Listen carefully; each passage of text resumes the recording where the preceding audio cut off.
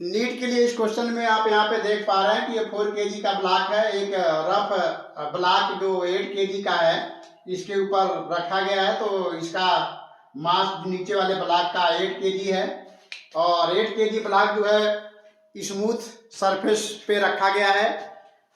इस प्रकार 4 kg block पर 24 न्यूटन का फोर्स अप्लाई किया जा रहा है और इस तरह से 4 केजी ब्लॉक पर फ्रिक्शनल फोर्स की वैल्यू क्या है ये पूछा जा रहा है। तो इस तरह के क्वेश्चन जनरली नीट के एग्जाम में पूछे जाते हैं। तो आइए देखते हैं इसको कैसे सॉल्व करेंगे। चूंकि 8 केजी ब्लॉक स्मूथ सरफेस पे रखा गया है और 8 केजी ब्लॉक के ऊपर 4 केजी ब्लॉक रखा गया है और फोर्स 4 केजी ब्लॉक पे लगाया जा रहा है, इसलिए पूरा का पूरा सिस्टम जो है कॉमन एक्सेलरेशन से मूव करेगा।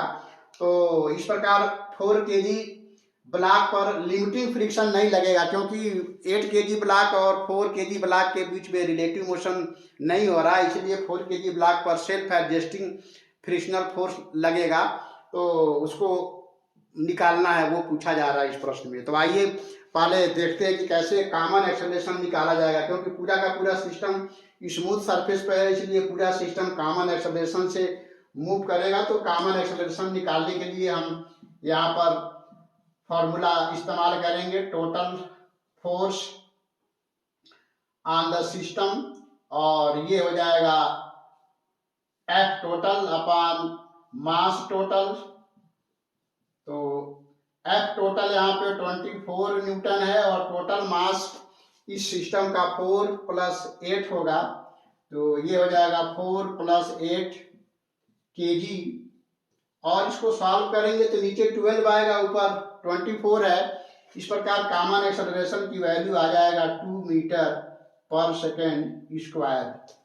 अब हम कॉमन एक्सेलरेशन निकाल चुके हैं, तो 4 केजी ब्लॉक पर हमें सेल्फ एडजस्टिंग फ्रिक्शनल फोर्स निकालना है। तो उसका एफबीडी यहाँ पर बनाया जाएगा। तो ये है 4 केजी का ब्लॉक और इसके ऊपर इधर सीडो फोर्स लगेगा एम में 4 केजी ब्लॉक के ऊपर, और आगे की तरफ इस पर 24 न्यूटन फोर्स लग रहा है, क्योंकि 24 न्यूटन फोर्स इस पे अप्लाई किया गया है। अब चूंकि ब्लॉक पर फोर्स आगे की तरफ अप्लाई किया गया है, इसलिए इस पर फ्रिक्शनल फोर्स जो है फोर्स के उल्टा दिशा में लगेगा और ये होगा सेल्फ एडजस्टिंग फ्रिक्शनल फोर्स, जो कि लिमिटिंग फोर्स फ्रिक्शनल फोर्स के बराबर नहीं होगा। तो इस प्रकार बैक डायरेक्शन में 4 केजी ब्लॉक पर लगने वाला सीडो फोर्स और फ्रिक्शनल फोर्स 4 केजी ब्लॉक पर आगे की तरफ लगने वाले 24 न्यूटन को बैलेंस करेगा। तो इस तरह से m a plus f equal to हो जाएगा 24।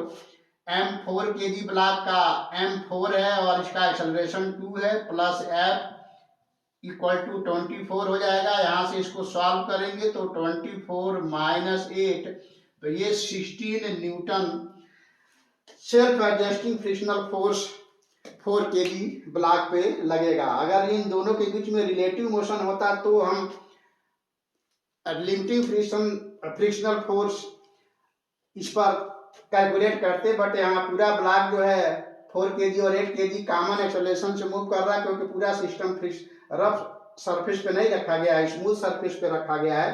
इस प्रकार 4 केजी ब्लॉक पर लिमिटिंग फ्रिक्शनल फोर्स नहीं लगेगा, सेल्फ एडजस्टिंग फ्रिक्शनल फोर्स लगेगा, जो कि 16 न्यूटन आ रहा है। अगर 4 केजी ब्लॉक पर आप लिमिटिंग फ्रिक्शनल फोर्स निकालेंगे तो ये म्यू एम जी के बराबर होगा, और इसको सॉल्व करेंगे तो 1/2 × 4 × 10, तो ये 20 न्यूटन आएगा।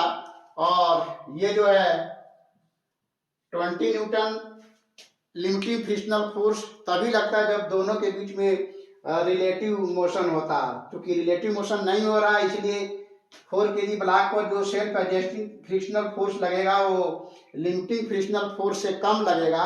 और आप यहाँ पे देख पा रहे हैं कि फ्रिक्शनल फोर्स जो सेल्फ एडजस्टिंग है 4 केजी ब्लॉक पर वो 16 न्यूटन आ रहा है, जो कि लिमिटिंग फ्रिक्शनल फोर्स 20 न्यूटन से कम है। तो इस तरह के क्वेश्चन जनरली नीट के एग्जाम में पूछे जाते हैं। अगर आप इसका स्क्रीनशॉट लेना चाहें तो ले सकते हैं। तो फिर मिलते हैं किसी और वीडियो में किसी और क्वेश्चन के साथ। तब तक के लिए थैंक यू।